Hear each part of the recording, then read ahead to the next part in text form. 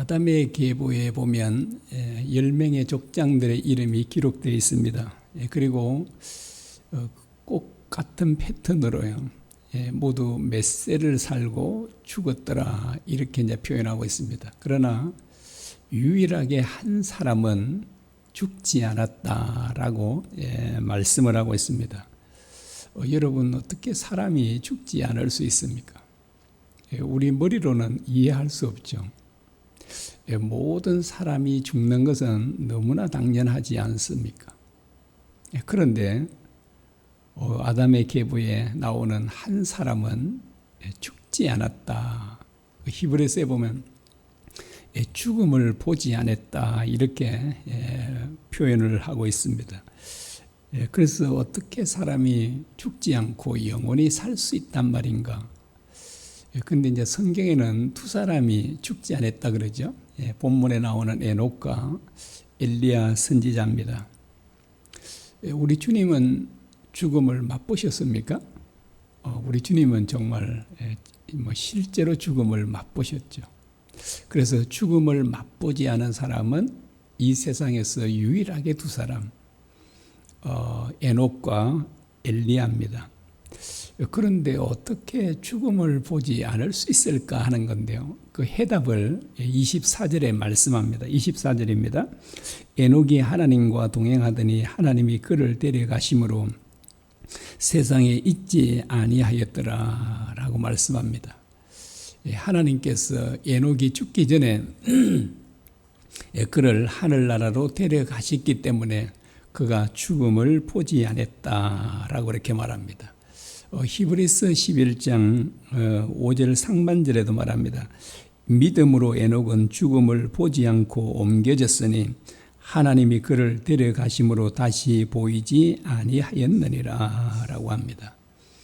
하나님께서 에녹을 데려가시고 나니까 이 세상에서는 누구도 에녹을 볼 수가 없었죠. 그런데 그 에녹이 하늘로 성천한 것을 본 사람이 있을까요? 없을까요? 그리고 에녹을 하나님께서 하늘로 데리고 가실 것임을 가족이나 가까운 사람들에게 알려주었을까요? 알려주지 않았을까요? 그걸 어떻게 합니까? 성경에도 기록되지 않는데 여러분은 어떻게 추측하고 예상하시죠? 저는 에녹이 하늘로 승천한 것을 아마 본 사람들이 있을 것이라고 생각을 합니다. 물론 이제 순전히 제 생각이지만, 그리고 하나님께서 미리 알려주셨을 것이다라고 생각을 합니다. 어떻게 그렇게 압니까? 이렇게 하잖아요. 이제 뭘 좀 보아서 그러냐니까 엘리야 선자를 보아서 좀 그렇지 않을까라고 생각해 봅니다. 물론 이제 전혀 그렇지 않을 수도 있지만 하나님께서 엘리야 선자를 하늘로 데리고 가시기 전에 미리 그 참 수제자죠. 엘리사와 그 선지 생도들에게 다 알려주셨습니다.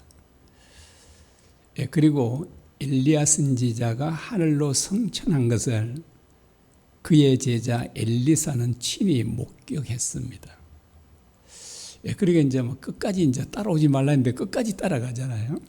그 이제 가니까 엘리야 선지자가 말하지 않습니까? 엘리사에게 네가 무엇을 원하느냐라고 하니까 그 엘리사 선지자님의 그 영감의 갑절을 받기를 원합니다라고 하니까 엘리야 선지자가 그러면 내가 하늘로 승천한 것을 내가 보면 그 일이 내게 이루어질 것이다. 그러나 보지 아니하면 그 일이 너에게 이루어지지 않을 것이다 라고 합니다. 그러니까 끝까지 따라가야 되잖아요. 그런데 엘리야 선지자와 그 요단강을 건너서 이렇게 이 얘기하면서 걸어가는데 갑자기 불수레와 불병거들이 나타나서 두 사람을 가르고 엘리야 선지자를 회오리 바람으로 그를 하늘로 가게 됩니다. 그리고 이제 그 장면을 그의 제자 엘리사가 다 지켜보았죠. 그리고 이제 더 이상 보이지 않았던 겁니다. 그런데 엘리사 선지자가 뭘 하나 주운 게 있어요. 주선 게 있으며 주운 게 뭔지 아십니까? 엘리야 선지자 몸에서 떨어진 그의 옷입니다. 겉옷이에요. 그래서 이제 그 옷을 주어서 이제 요단 강물을 치니까 어떻게 되죠? 진짜 뭐 이렇게 요단 강물이 갈라졌다라고 이렇게 말하고 있습니다. 그래서 그 엘리야가 이와 같이 데려가실 때 여러 사람들에게 알려줬죠. 그리고 엘리사 선지자는 그 장면을 직접 보기도 했습니다. 그래서 에녹도 아마 이와 비슷하게 하나님께서 데려가지 않았을까라고 하는 것입니다. 특별히 엘리사 그 주변 사람들에게, 가족들에게, 또 가까운 사람들에게 아마 이 일들을 아마 하나님께서 미리 알려주셔서 그들은 그 모든 것을 알고 있을 것이고, 그리고 또 한 사람이든 또 몇 사람이든 그렇게 했을 가능성이 있습니다. 주님께서 하늘로 올라가실 때도 본 사람이 있나요? 있죠. 제자들을 하고 이렇게 봤지 않습니까? 그런데 그 제자들이 하늘을 뚜렷지게 쳐다보고 있지 않습니까? 제가 어제도 김해 갔다 오면서 비행기 뜨고 내리는 걸 많이 지켜보면서 제가 이제 비행기를 보면 늘 기도를 해줍니다. 하나님, 저 비행기가 목적지에 잘 도착하게 해주십시오. 이렇게 이제 들판을 돌면서요. 제가 그게 좀 기다려야 돼서 그렇게 이제 쭉 돌면서 이제 비행기 뜨면 이제 제가 이렇게 걸어가다가 하나님, 저 비행기가 목적지까지 무사히 그렇게 도착하게 해주십시오. 이렇게 제가 비행기가 뜨고 하는 것도 얼마나 신기합니까? 그런데요, 사람은 맨몸으로 하늘로 올라갈 수가 없잖아요. 물론 강력한 힘으로 이렇게 쏘아 올리면 어느 정도 한참 올라갔다가 또 떨어지잖아요. 그러지 않고 주님께서 하늘로 올라가는 그 장면을 지켜볼 때 저는 비행기가 뜨고 다녀도 신기하게 보는데 사람이 맨몸으로 그러면 제가 아마 가장 신기하게 봤지 않았을까 싶습니다. 아마 내가 그 장면을 지켜봤다면 누구보다도 제가 그런데 참 관심이 많거든요. 그래서 엘리야 선지자가 그러고요, 에녹도 그렇게 이제 가족 가운데나 누가 봤다면 얼마나 신기합니까? 그래서 우리가 하나님의 능력은 우리의 상상을 초월하죠. 어떻게 저런 일이 있을 수 있을까라고 해도 전능하신 하나님께는, 우리에게는 신비한 일이고 진짜 기적이지만 하나님께는 전혀 그렇지 않다라고 하는 것을 보여줍니다. 만일 에녹을 가족들에게 얘기해 주지 않았다면 어땠을까요? 어느 날 흔적도 없이 사라졌다 그러면요, 가족들이 얼마나 찾겠습니까? 그렇잖아요. 얼마나 찾겠어요. 제가 아는 어떤 목사님이요, 25년 전에 흔적도 없이 사라졌습니다. 대전에 계신 분인데요, 신 목사님이라는데 저도 아주 잘 알지는 못했는데 인사하고 이렇게 아는 정도. 그런데 총회, 부산에 있어서 총회 참석하려고 집을 나왔는데 그 이후로 누구도 본 사람이 없는 거예요. 사모님하고 자녀들이 얼마나 찾았는지 모르요. 경찰은 물론이고요. 그러나 약 25년 지난 것 같은데요, 지금까지도 그 목사님을 본 사람이 없는 거예요. 찾지 못해서. 에녹처럼 엘리야처럼 성천했는가요? 그러지는 않았겠죠. 그래서요. 그래서 아마 에녹도 엘리야 선지자처럼 또 주님처럼 하늘로 올라가는 장면도 누군가 보지 않았을까, 그리고 알려주지 않았을까, 그렇게 이제 저는 생각을 하고 있습니다. 그다음에 제가 또 궁금한 게 있었는데요.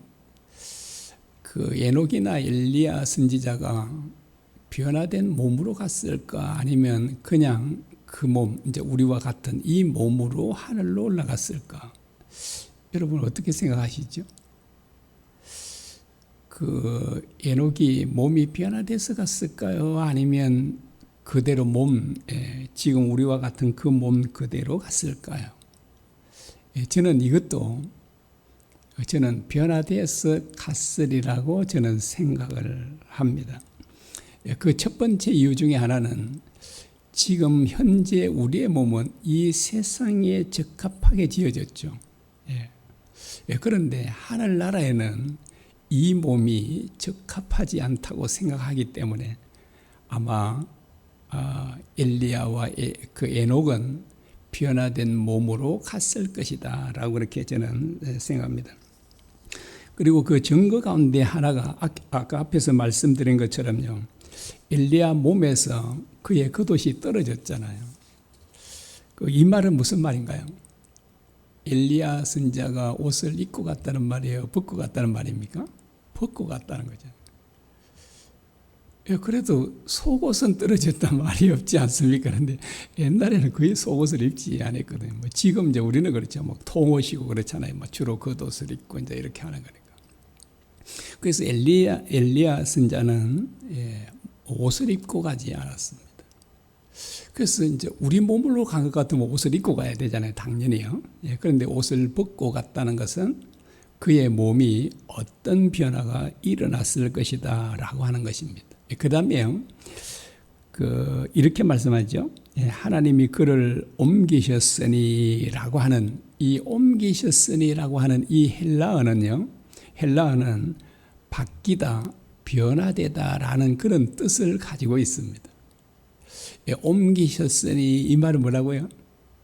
변하다, 바뀌다 이런 의미를 가지고 있다라고 하는. 그래서 엘리야 선지자든 또는 에녹이든 그들의 몸이 변화될 가능성을 암시하고 있는 것입니다. 그 단어를 통해서도요.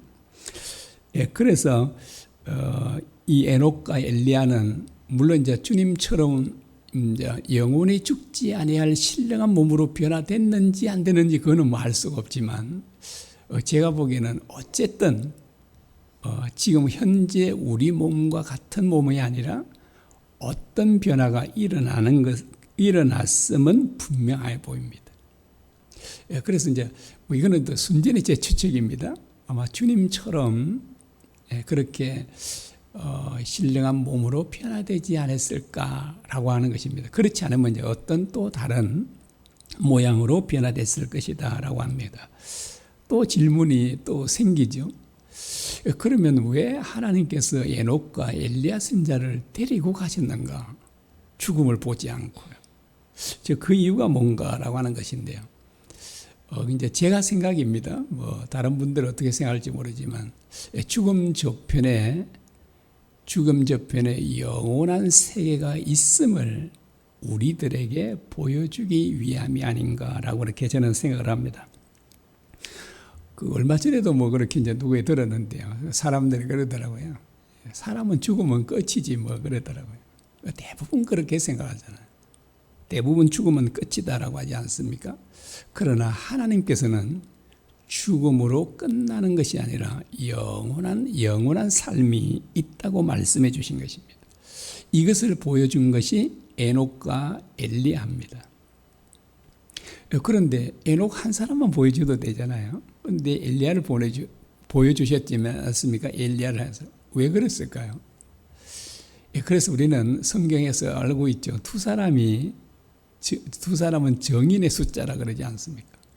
그래서 이것은 정말 죽음 저편에 영원한 삶이 있다는 것을 확실하게 보여주는 것이다. 그렇게 생각을 합니다.